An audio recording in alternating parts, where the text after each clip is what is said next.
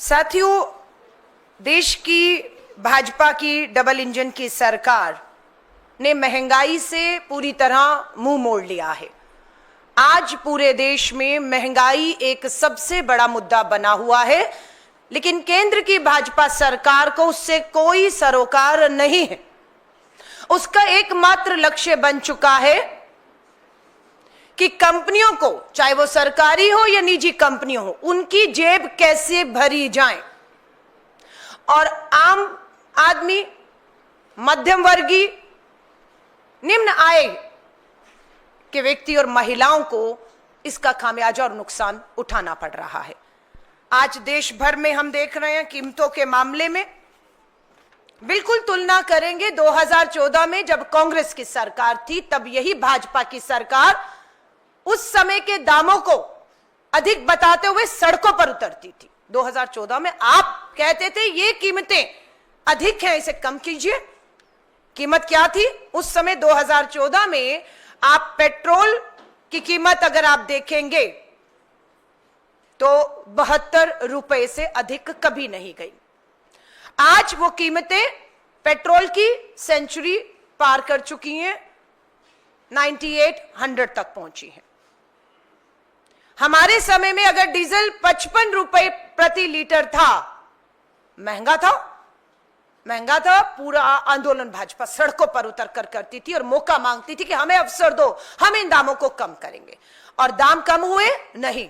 55 रुपए प्रति लीटर का पेट्रोल डीजल आज 88-89 रुपए बढ़ चुका है। अभी 2 रुपए एक्साइज पर और जो है वो बढ़ाए गए हैं। 2014 में कांग्रेस की सरकार में जब पेट्रोल पर 9 रुपए 20 पैसे एक्साइज ड्यूटी ली जाती थी, तब इनके लिए वो बहुत ज्यादा थी, कम होनी चाहिए थी ये कहते थे, लेकिन कम की 10 साल में नहीं की। एक्साइज ड्यूटी पेट्रोल पर जो 9 रुपए 20 पैसे थी, आज 19 रुपए 90 पैसे है।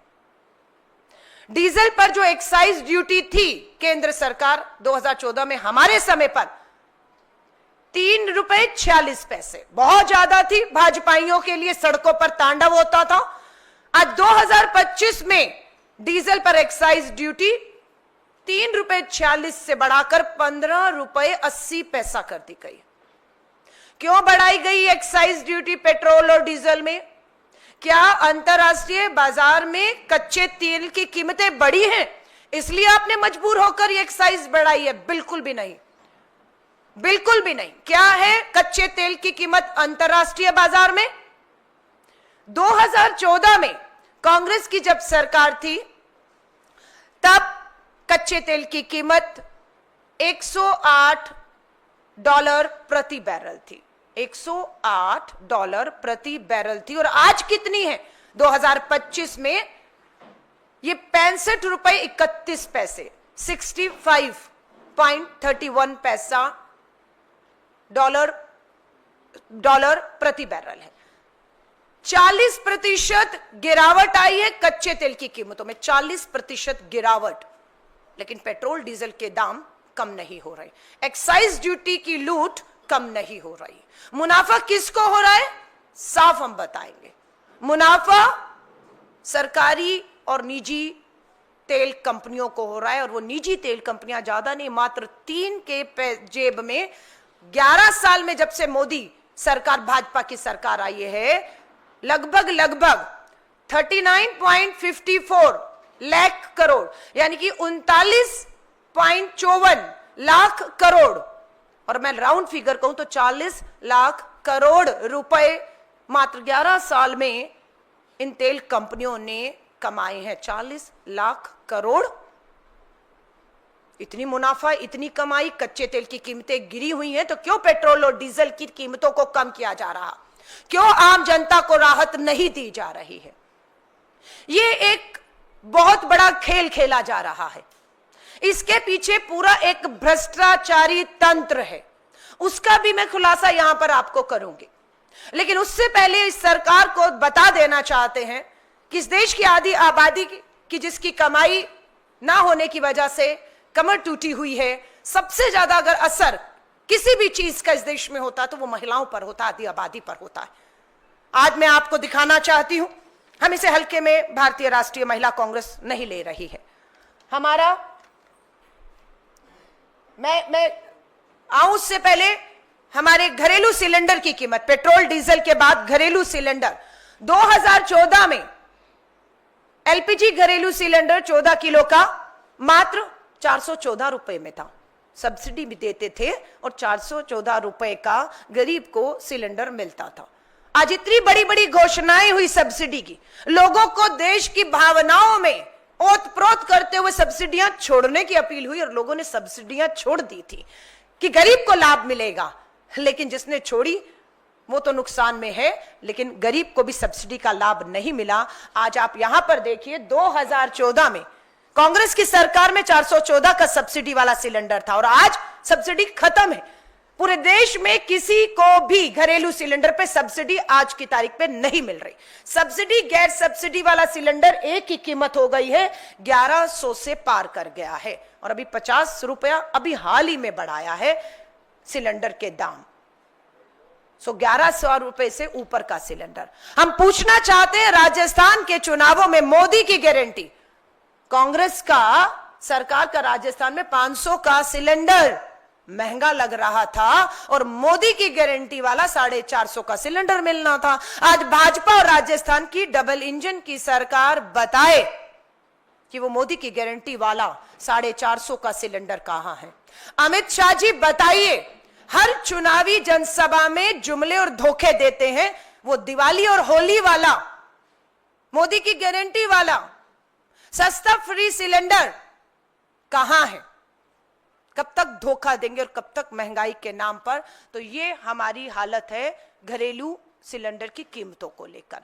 अब मैं आपको बताती हूं आंदोलन पे।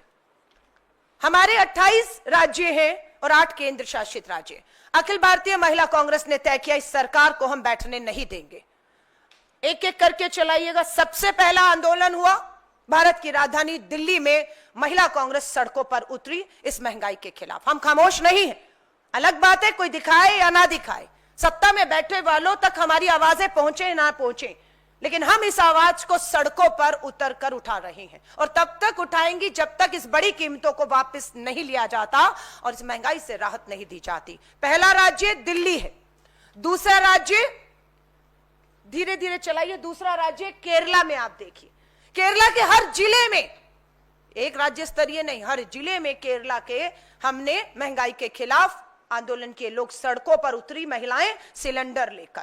तीसरा राज्य राजस्थान में आप देखिए, मोदी की गारंटी वाला 450 का सिलेंडर नहीं, 1100 के ऊपर वाला सिलेंडर लेकर महिलाएं राजस्थान के जिलों में तपती गर्मी में गर्म सड़क पर बाहर बैठी है। उसके बाद आ जाइए अंडमान निकोबार, छोटा सा एक आइलैंड है अंडमान निकोबार, वहां की भी महिलाएं इस महंगाई से त्रस्त है और उन बहनों को लगता है राजधानी दिल्ली तक हमारी आवाज नहीं पहुंच पा रही। हमने विश्वास दिलाया और अंडमान निकोबार में भी हमारी बहनें, छोटे से द्वीपसमूह में भी अगर त्रस्त है महंगाई से, तो हमने जिम्मेदारी ली कि राजधानी दिल्ली तक, इस सोती सरकार तक इस महंगाई के खिलाफ आवाज पहुंचाने का काम हम करेंगे। पांचवा राज्य उत्तर प्रदेश। आप देखिएगा उत्तर प्रदेश के भी लखनऊ से लेकर कानपुर से लेकर वाराणसी तक लेकर प्रधानमंत्री जी के संसदीय क्षेत्र में महिलाएं सड़कों पर बैठी हैं। आपको मैं पंजाब लेकर चलती हूं, ये हमारा छठा राज्य है पंजाब, जहां पर महिलाओं ने सड़कों पर उतरकर पंजाब के हर जिले में किया। अब आपको मैं छोटा राज्य भाजपा की डबल इंजन सरकार गोवा में लेकर चलती हूं। गोवा के बाद आइए पोंडुचेरी लेकर चलती हूं आपको मैं। पोंडुचेरी के बाद कर्नाटका। आप देखिए इसमें हमारी मध्य में महिला कांग्रेस की अध्यक्ष डॉक्टर सौम्या रेड्डी आपको दिखेंगे, हाथ में सिलेंडर है। पूरे कर्नाटक में हमारी सरकार कर्नाटक की राहत लगातार दे रही है, फ्री बस यात्राएं महिलाओं को मिल रही हैं। हमारी सरकार उन्हें आर्थिक मदद 2-2.5 हजार रुपया हर महीने डालती है कि वो कुछ काम कर पाए, कुछ कमाई कर पाए। पर पता लगता है जैसे ही हम उनके बैंक खातों में, हमारी सरकार तेलंगाना की हो, कर्नाटक की हो, पैसा डालती है, यहां से कीमतें बढ़ जाती हैं और वो सारा पैसा केंद्र सरकार की जेब में चला जाता है। हमारी तेलंगाना की सरकार 500 का सिलेंडर दे रही है। हम भाजपा को पूछना चाहते हैं, आपकी भाजपा की डबल इंजन की सरकार किस राज्य में मोदी की गारंटी वाला 500 का सिलेंडर दे रही है? हमारी सरकार तेलंगाना की दे रही है। हल्के में मत लीजिएगा, हम केंद्र की भाजपा सरकार को कहना चाहते हैं। कर्नाटका के बाद हरियाणा, यहां पर भी भाजपा की डबल इंजन की सरकार है। ये 12 से 13 राज्य जिन्होंने कल और एक दिन पहले आंदोलन किया, और आज और कल भी जो बाकी के राज्य हैं वहां पर हमारी महिलाएं सड़कों पर इस महंगाई के खिलाफ उतरने वाली हैं। मैं खुद इस आंदोलन का हिस्सा बनते हुए बिहार पहुंच रही हूं। 17, 18, 19 और 20 मैं खुद बिहार के दौरे पर रहूंगी, और खुद हम भाजपा की डबल इंजन की सरकार को बिहार की राजधानी पटना पर महंगाई के खिलाफ ललकारने के लिए मैं खुद एक राष्ट्रीय अध्यक्ष के तौर पर मेरी जिम्मेदारी है कि जब मेरी प्रदेश अध्यक्ष, मेरी जिला अध्यक्ष आदि आबादी को महंगाई के खिलाफ जो राहत देने के लिए लड़ रही हैं, हम सब उस पे सड़क पर उतरें। ये लूट खसोट का मामला है, कंपनियों को फायदा पहुंचाने का मामला है। और क्यों कंपनियों को फायदा पहुंचाया जा रहा है? एकमात्र लक्ष्य भाजपा के खजाने में चंदा लाना है। ये लूट है। ये लूट और खसोट एक ही मकसद है कि भाजपा को, कंपनियों को मुनाफा कराइए। 11 लाख करोड़ का फायदा होता है इन तेल कंपनियों को, जबकि अंतरराष्ट्रीय कीमतें गिरी हुई हैं।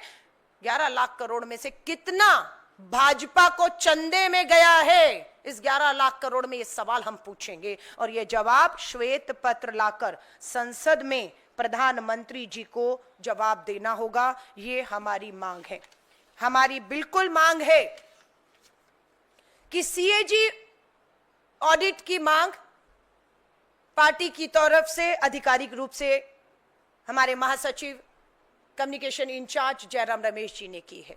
हम इस मांग को दोहराते हैं कि सीएजी ऑडिट किया जाए, और हमें पूरा विश्वास है सरकार, ये ऑडिट जब किया जाएगा तो पता लगेगा कि सरकार की जो नीतियां हैं वो गरीब, मजदूर, आम आदमी, महिला को राहत देने के लिए नहीं, वो नीतियां मात्र तेल कंपनियों को लाभ पहुंचाने के लिए बन रही हैं। इसलिए इन नीतियों के ऊपर ऑडिट, सीएजी की जांच होनी चाहिए। दूध का दूध, पानी का पानी होगा। अगर ये नहीं होगा तो ये मान लिया जाएगा कि ये भाजपा पूरी तरह से इस पूरे खेल में शामिल है। हम मांग कर रहे हैं आधिकारिक रूप से कि सीवीसी और सीबीआई की भी जांच होनी चाहिए। ये कांग्रेस ने आधिकारिक रूप से मांग की है, जिसे मैं दोहरा रही हूं, क्योंकि हमें यह लग रहा है कि या तो ये लापरवाही है कि कीमतें अंतरराष्ट्रीय बाजार में गिरी हुई हैं, कंपनियां मोटा मुनाफा कमा रही हैं, और लेकिन सरकार खामोश है, या तो सरकार का ध्यान ही नहीं है, और अगर ध्यान है तो आपकी लापरवाही है, और या आपकी मिली भगत है। जो मैं दोहरा रही हूं, इस 11 लाख करोड़ के मुनाफे में आपकी हिस्सेदारी कितनी है, कितना भाजपा के फंड में आया है। इसलिए हम सीवीसी, सीबीआई की जांच की मांग कर रहे हैं, हम सीएजी ऑडिट की मांग कर रहे हैं। पेट्रोल डीजल पर 15 रुपए प्रति लीटर, पेट्रोल और डीजल पर 15 रुपए, 1 लीटर पे 15 रुपए मुनाफा कमा रही हैं ये कंपनियां, फिर भी नहीं घट रहा है दाम। अरे मुनाफा 15 रुपए, 5 रुपया कम कर दो, 7 रुपया कम कर दो, सीधा किसको लाभ होगा? इस देश की गरीब, बेरोजगार, महंगाई की मार झेल रही आदि आबादी को होगा। लेकिन इनको कहा क्यों नहीं जा रहा कि आप 1 लीटर पर 15 रुपए कमा रहे हैं, इसे कम कर दीजिए? क्यों केंद्र में बैठी भाजपा सरकार, प्रधानमंत्री जी इन तेल कंपनियों को बुलाकर एक अपील कर रहे हैं? क्योंकि उन्हें मालूम है ये 15 रुपए प्रति लीटर अगर कम किया तो भाजपा के खजाने में जो चंदा है वो भी कम हो जाएगा। ये सच्चाई है, ये सच्चाई है।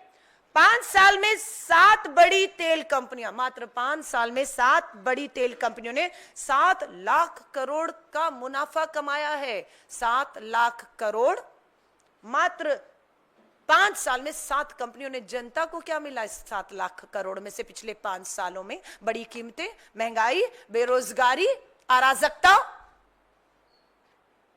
इन्हीं 5 सालों में पेट्रोल 8 रुपए, और इन्हीं दिनों में जो है डीजल 3 रुपए महंगा हुआ है। यहां पर 8 रुपए और 3 रुपए महंगा होता है, और वहां पर 15 रुपए प्रति लीटर कमाया जाता है। प्रधानमंत्री नरेंद्र मोदी जी पूछना चाहते हैं, क्या यही है अच्छे दिन? क्या यही है सबका साथ, सबका विकास? या पूंजीपति मित्रों का, तेल कंपनियों का साथ और उन्हीं का विकास? इन्हीं दो नारों पर आए थे। बहुत हुई महंगाई की मार, अब की बार मोदी सरकार 2014 का नारा आज हम दोहराते हैं। बहुत हुई महंगाई और मोदी की मार, ये अब नारा बन चुका है और अब लोग इससे मुक्ति चाहते हैं। सो हमारी मांगे सरकार से साफ है, एलपीजी, पेट्रोल और डीजल के दामों को तुरंत प्रभाव से कम किया जाए, नहीं तो हमारा आंदोलन और तेजी पकड़ेगा। आवश्यक वस्तुओं की कीमतों पर नियंत्रण के लिए सख्त नीति लाई जाए। कंट्रोल आपके हाथ में होना चाहिए। तेल कंपनियां मुनाफा कमा रही, अंतरराष्ट्रीय बाजार में कीमतें गिर रही हैं, नियंत्रण आपके पास नहीं है, कंट्रोल आपके पास नहीं है, कंट्रोल सरकार के पास होना चाहिए। इसलिए हम बार बार कहते हैं कि पेट्रोल और डीजल को जीएसटी के दायरे में लाना चाहिए। जब पेट्रोल और डीजल को जीएसटी के दायरे में लाया जाएगा तो हमें विश्वास है मूल्य नियंत्रण, जो कंट्रोल है प्राइस को, वो किया जा सकेगा। महिलाओं और गरीब परिवारों के लिए विशेष राहत पैकेट घोषणा की जाए। बिहार चुनाव है, इसलिए हमारा ज्यादा जो है बिहार के दूर दराज के गांव में जाना हो रहा है, और मैं सच मान रही हूं ये महंगाई महामारी बन जाएगी। ये महंगाई महामारी बन सकती है, क्योंकि गरीबी है, बेरोजगारी है, महंगाई है, एक वक्त की रोटी उस गांव के गरीब के पास खाने के लिए उस बच्चों के पास नहीं है। कोई बड़ी बात नहीं, ये महंगाई महामारी मरे और दम तोड़ने शुरू कर दे। एक वक्त की रोटी खा रहे हैं, 10 दिन बिहार के दौरे पर रही और फिर जा रहे हैं, और हम सब बिहार के उस गांव में जा रहे हैं, और जो हालात बद से बदतर हैं उस धरती पर, वो बताते हुए भी, दिखाते हुए भी रोंगटे खड़े होते हैं। लेकिन जाएंगे और देखेंगे और दिखाएंगे भी। इस डबल इंजन की भाजपा सरकार को जगाएंगे कि राहत पैकेज देने की सख्त जरूरत है, नहीं तो महंगाई इस गरीब के लिए महामारी बन सकती है, और भूख से मौतें ऐसा नहीं है कि नहीं हुई है। हंगर इंडेक्स हम लोगों ने देखा है कहां पर खड़ा है कि एक वक्त की रोटी नहीं। महंगाई पर संसद में विशेष सत्र बुलाया जाना चाहिए। उस विशेष सत्र में हमने मांग की, श्वेत पत्र जारी करिए और उस पर पूरी चर्चा करिए, और बताइए संसद के पटल से अंतरराष्ट्रीय बाजार में कीमतें क्या हैं, बताइए हमें श्वेत पत्र लगा। क्यों कीमतें लगातार बढ़ाई जा रही हैं, बताइए। क्यों तेल कंपनियों को लाभ हो रहा है, क्यों आम गरीब जो है वो त्रस्त है, क्यों आधी आबादी त्राही कर रही है, और उसे सुनने वाला कोई नहीं है। हमने 12-13 राज्यों में पिछले 1-2 दिनों में आंदोलन किया है। हम अगले 1-2 दिन में देश के 28 राज्यों और 8 केंद्र शासित राज्यों में 36 के 36 में, और मैं खुद बिहार पटना में इस आंदोलन में हिस्सा लेने जा रही हूं। मैं आप सभी साथियों का धन्यवाद करती हूं। सिर्फ इसी से संबंधित, इसी मुद्दे से संबंधित, क्योंकि अपने आप में मुद्दा बहुत गंभीर है, मैं इसकी गंभीरता समझ रही हूं, उम्मीद कर रही हूं आप भी इसकी गंभीरता समझेंगे कि महंगाई महामारी बन सकती है। इसलिए सरकार को भी समझना समय रहते जरूरी है। हमने अपनी मांगों को रखा है, हमने तुलना की है अपने समय में और अब के समय की कीमतों में। हम लोगों ने आंदोलन के रूप में इसे लिया है, हम हल्के में नहीं बैठेंगे। इन सब चीजों के बाद आपके इसी से संबंधित कोई भी सवाल हो, मैं आपके सवालों का स्वागत करती हूं। धन्यवाद।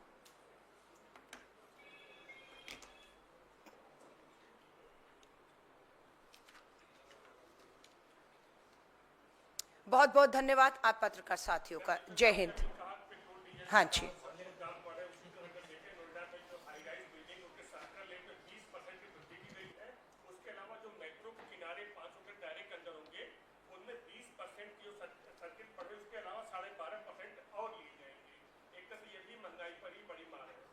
देखिए हमारा नारा होता था रोटी, कपड़ा और मकान। गरीब को ये जो सुविधाएं हैं, जो उसका एक हक है, संवैधानिक कहें, मानवीय कहें, एक हक है, ये हक इस सरकार ने उनसे छीन लिया है। उनकी रोजी रोटी छीन ली है, उनके घर छीन लिए हैं, उनका मुंह का निवाला छीन लिया है। अभी मैं खाद्य पदार्थों की महंगाई पर देखेंगे तो दूध, बच्चे के मुंह से दूध छीन चुका है, गरीब की थाली में से दाल गायब है। तो ये मकान की जो कीमतों पे आप बात कर रहे हैं, मैं बिल्कुल कह रही हूं ये सरकार सोई हुई है, ये सरकार हल्के में ले रही है। लोगों में गुस्सा और रोष लगातार बढ़ रहा है, और ये उस गुस्से और रोष को कहीं और ले जाने का जो है वो साधन कर रहे हैं, जो हम पिछले 3 दिनों से जो तांडव सड़कों पे हो रहा है, जो बेरोजगार युवाओं की एक फौज खड़ी हो चुकी है, जो महंगाई बेरोजगारी से त्रस्त है, गुस्से में उसका गुस्सा हाथ में हथियार देकर त्योहारों में किस तरीके से निकाल कर एक दूसरे से लड़वाने में जो है वो ध्यान भटकाने की कोशिश की जा रही है। मैं फिर कह रही हूँ, इस सरकार को चेता रहे हैं, चाहे मकान की बात हो, चाहे रोटी और कपड़े रोजगार की बात हो।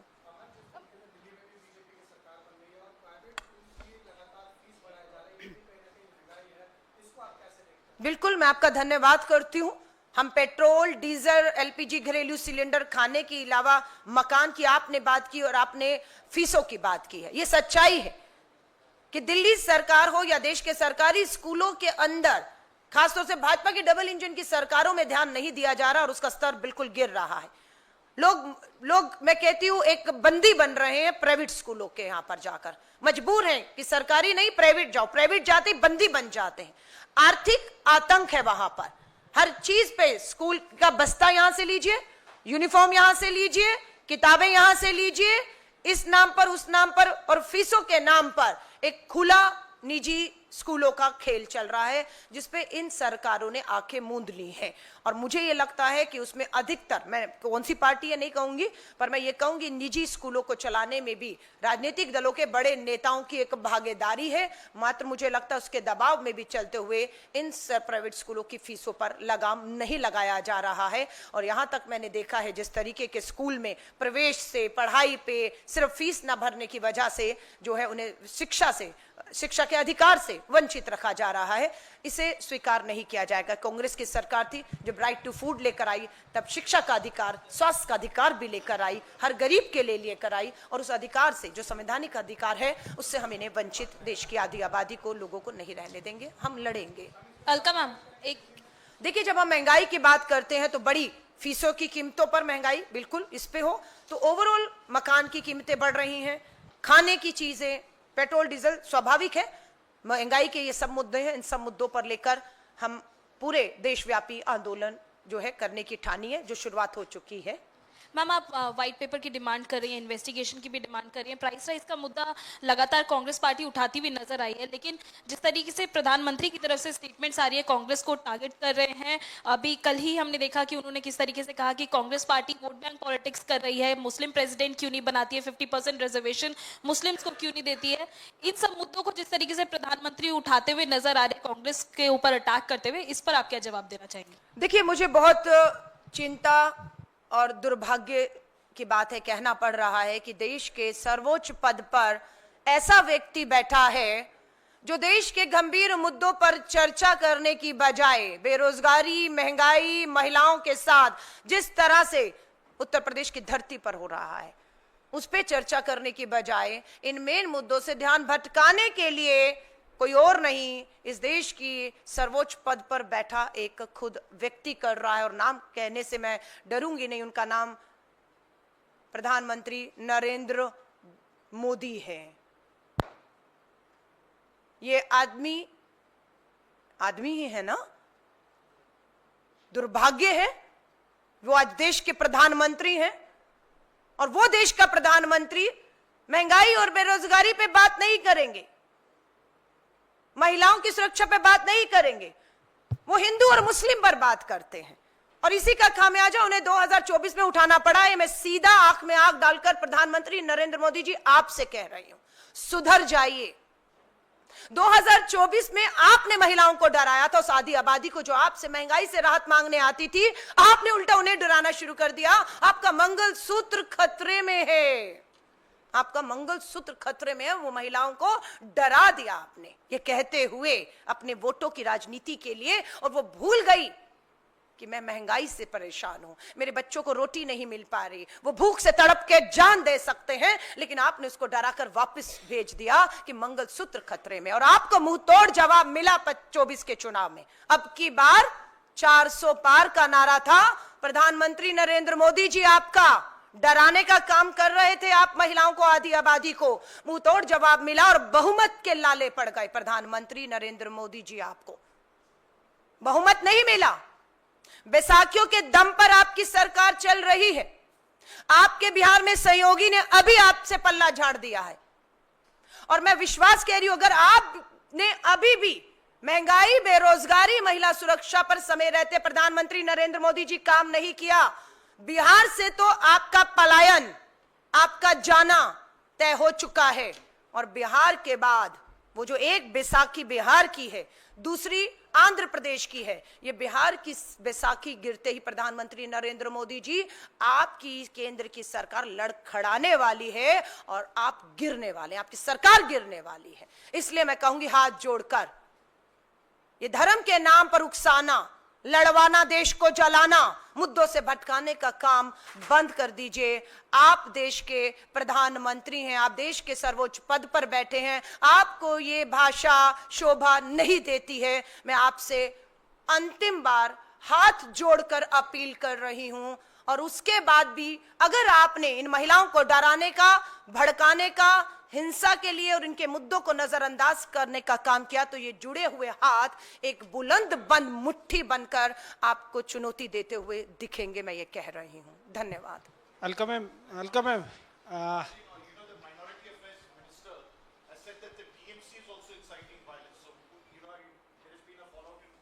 मैं फिर कहूंगी, मैं अभी जो मुद्दा मेरा है, महंगाई महामारी का रूप ले रही हूं, मैं कह रही हूं अभी उस तक रही है। मैं बिल्कुल 23 तारीख को, 22 और 23 को बंगाल के दौरे पर हूं, कलकत्ता में मिलूंगी। इन सब चीजों के जो जवाब है, मैं एक प्रेस वार्ता वहां कर रही हूं, बिल्कुल देने जा रही हूं। हम किसी भी चीज से जो है वो मुंह नहीं मोड़ रहे हैं, पीठ नहीं दिखा रहे, हम डट कर मुकाबला, पूरे देश में कहीं पे भी हिंसा हो, महंगाई हो, बेरोजगारी हो, अन्याय हो, महिलाओं के साथ बलात्कार हो, उनके पांव में कील खोलवे जा रहे हो, हम इनको जवाब देने के लिए पूरी तरह से मुस्तैद हैं। अलका जी, रॉबर्ट वाड्रा को ईडी का सम्मन हुआ मैं है। माफी चाहूंगी, मेरा मुद्दा, मैं कह रही हूं देश की 140 करोड़ की आबादी का ये मुद्दा है। मैं देश के मुद्दों को लेकर, 140 करोड़ की आबादी के मुद्दों को लेकर रही हूं, इसे छोटा मत करिए। धन्यवाद। Ma'am this is related to what you have taken up, inflation आपने मुद्दा उठाया है, लेकिन कल आपने देखा होगा एज कांग्रेस चीफ एक वीडियो वायरल हुआ था जिसमें there are group of who can be said a group of vandals, जो देखेंगे कि एक लड़की का हिजाब निकाल रहे थे apparently in UP or somewhere in the country. I hope you have taken note of it as Congress महिला हेड। देखिए, आज की प्रेस वार्ता सिर्फ महंगाई तक सीमित थी। महिला सुरक्षा, महिलाओं का मान और सम्मान, मैं बिल्कुल कह रही हूं, मेरी बिल्कुल जानकारी में है।